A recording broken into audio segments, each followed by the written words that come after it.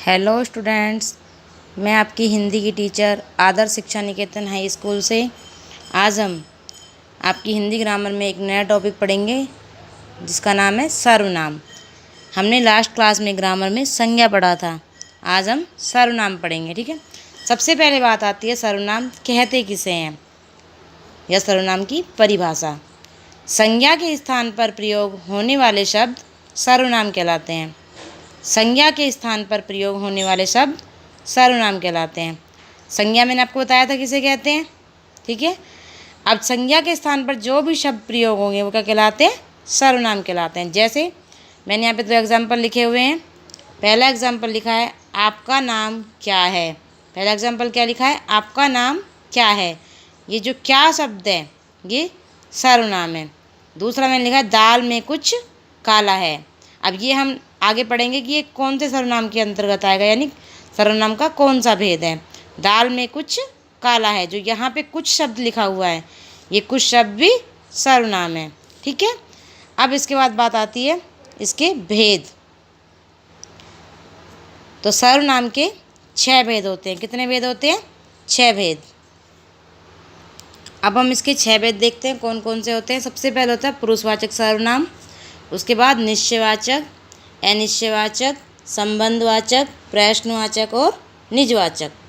कितने भेद होते हैं, 6 भेद। कौन कौन से, पुरुषवाचक, निश्चयवाचक, अनिश्चयवाचक, संबंधवाचक, प्रश्नवाचक और निजवाचक, ठीक है। अब इसके बाद बात आती है कि पुरुषवाचक सर्वनाम कहते किसे हैं। पुरुषवाचक सर्वनाम उसे कहते हैं जिससे वक्ता यानी बोलने वाला, वक्ता मतलब बोलने वाला, और श्रोता मतलब सुनने वाला। वक्ता यानी बोलने वाला और श्रोता यानी सुनने वाला, ठीक है। और जिसके संबंध में चर्चा हो रही हो, यानी कि वक्ता, श्रोता और जो तीसरा जो भी वक्ता यानी बोलने वाला, श्रोता यानी सुनने वाला, और तीसरा जिसके संबंध में चर्चा हो रही है उसका ज्ञान प्राप्त हो, उसे पुरुषवाचक सर्वनाम कहते हैं। यानी कि इसमें वक्ता होता है, श्रोता होता है और तीसरा यानी कि कोई भी अन्य व्यक्ति जिसके बारे में बात हो रही हो, उसे क्या कहते हैं, पुरुषवाचक सर्वनाम कहते हैं। अब इस सर्वनाम के, पुरुषवाचक सर्वनाम के भी 3 भेद हैं। कितने भेद हैं, 3 भेद हैं, ठीक है। कौन कौन से, सबसे पहले उत्तम पुरुष, मध्यम पुरुष और अन्य पुरुष। सबसे पहले उत्तम पुरुष। पुरुषवाचक सर्वनाम के 3 भेद हैं, उत्तम पुरुष, मध्यम पुरुष और अन्य पुरुष, ठीक है। उत्तम पुरुष में कौन होता है, उत्तम पुरुष में जो होता है वो होता है वक्ता, यानी कि बोलने वाला व्यक्ति जो अपने लिए शब्द प्रयोग करता है। उत्तम पुरुष में वो होता है जो बोलने वाला व्यक्ति अपने लिए शब्द प्रयोग करता है। जैसे कहते हैं मैं, मेरा, मुझे, हमें, ये जितने भी शब्द होते हैं ये वाले सब किस में आते हैं, उत्तम पुरुष में। उसके बाद आपका आता है मध्यम पुरुष। मध्यम पुरुष में जो होता है श्रोता यानी सुनने वाला व्यक्ति के लिए जो प्रयोग होते हैं शब्द, जैसे तू, तुम, तेरा, तुम्हारा, तुम्हें, तुझे, आप, आपका, आप, आपका, आपसे, ये जितने भी शब्द होते हैं ये सब मध्यम पुरुष में आते हैं, यानी कि जो श्रोता सुनने वाले व्यक्ति के लिए प्रयोग होते हैं। इसके बाद आपका आता है अन्य पुरुष। अन्य पुरुष में ना तो वक्ता हो और ना ही श्रोता हो, यानी कि वक्ता भी नहीं हो और श्रोता भी दोनों नहीं हो, और कोई तीसरा ही व्यक्ति हो, उसके लिए प्रयोग किया जाए, उसे क्या कहते हैं, अन्य पुरुष। जैसे उसे, वह, वे, वो, उसके, ये जो भी शब्द होते हैं जितने भी, यानी कि जो थर्ड पर्सन के लिए यूज़ किए जाएं, यानी तीसरे व्यक्ति के लिए यूज़ किए जाएं, वो सब अन्य पुरुष में आते हैं, ठीक है। अब इसके बाद आपका आता है निश्चयवाचक सर्वनाम किसे कहते हैं। इस सर्वनाम से वक्ता के समीप या दूर स्थित वस्तु का निश्चय होता है, जैसे यह,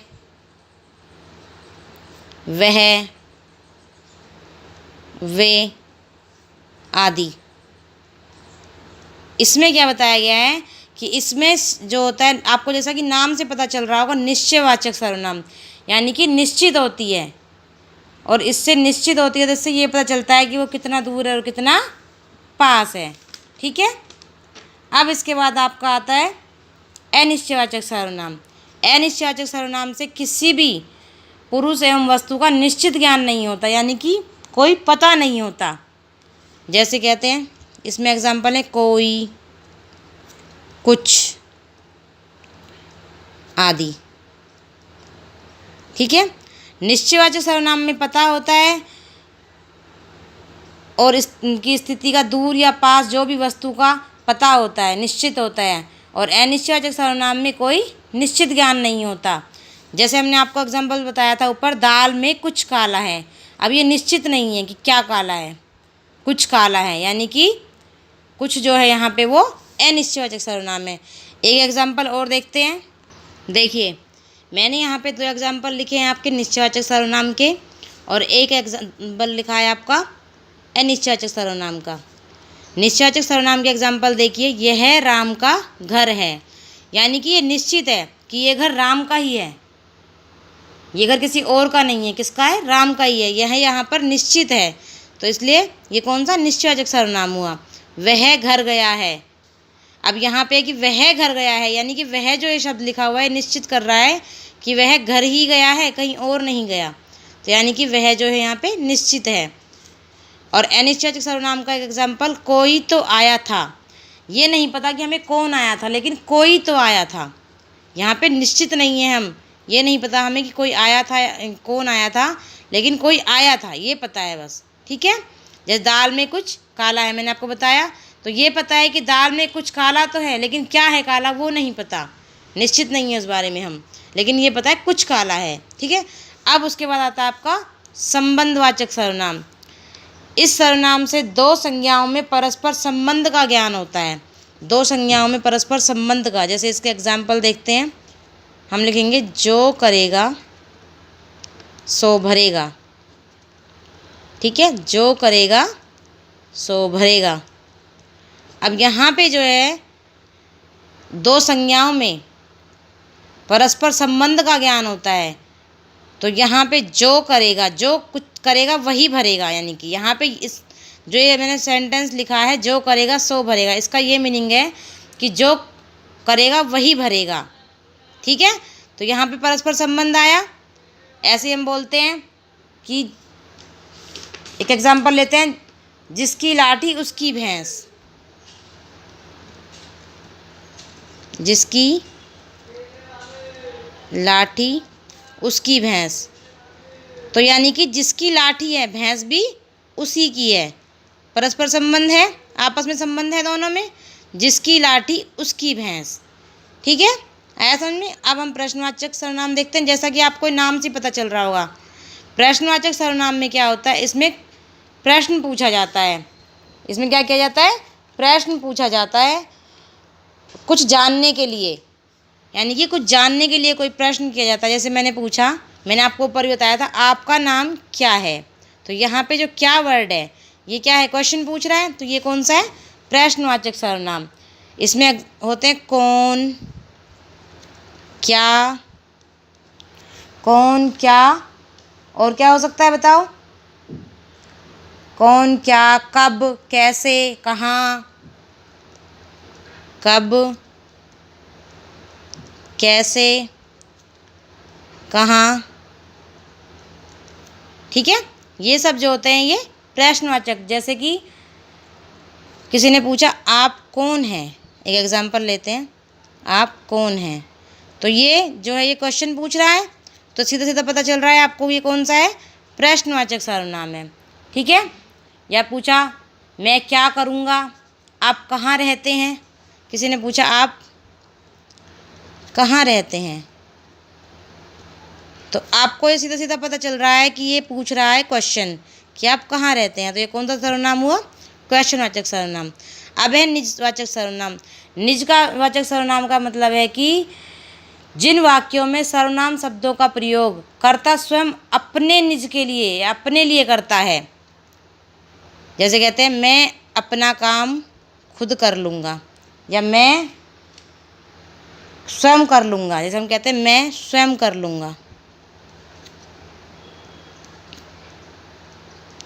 तो यहाँ पे जो करता है वो खुद के लिए कह रहा है कि मैं स्वयं कर लूँगा। जो स्वयं यहाँ पे शब्द लिखा हुआ है, इससे पता चल रहा है कि वो कह रहा है मैं खुद कर लूँगा, यानी कि निजवाचक सर्वनाम है। ठीक है, एक एग्जाम्पल और देखते हैं इसका।